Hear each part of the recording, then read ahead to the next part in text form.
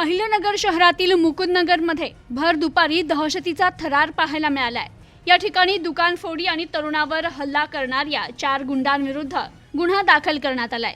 अहिल्यानगर शहरातील मुकुंदनगर परिसर आता पुन्हा एकदा दहशतीच्या सावटाखाली गेल्याची धक्कादायक घटना समोर आली आहे।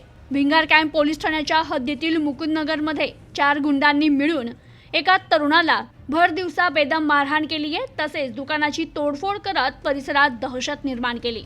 हा सर्व प्रकार सीसीटीव्ही कॅमेऱ्यात कैद झालाय। तर या घटनेनं परिसरात मात्र भीतीचं वातावरण निर्माण झालंय। या प्रकरणी सय्यद हुसेन अल्ताफ यांनी दिलेल्या फिर्यादीवरून 4 जणांविरुद्ध गुन्हा दाखल करण्यात आलाय। आरोपी सय्यद दानिश, नाजिश उर्फ नन्या, असद सय्यद आणि अफनान यांनी लाठाकाठ्यांनी मारहाण करत सय्यद हुसेन अल्ताफ यांच्यावर हल्ला केलाय। तर हल्लेखोरांनी यावेळी आम्ही या भागातील आहोत असं धमकावत शिवीगाळ केली, जीवे मारण्याची धमकी दिली आणि दुकानाची तोडफोड केली आहे। तर घटनेची माहिती मिळताच भिंगार कॅम्प पोलीस ठाण्याचे सहाय्यक पोलीस निरीक्षक जगदीश मुलगीर, सहाय्यक फौजदार RK दहिफळे आणि police head constable II Pathan यांनी घटनास्थळी तात्काळ भेट देत तपास सुरू केलाय।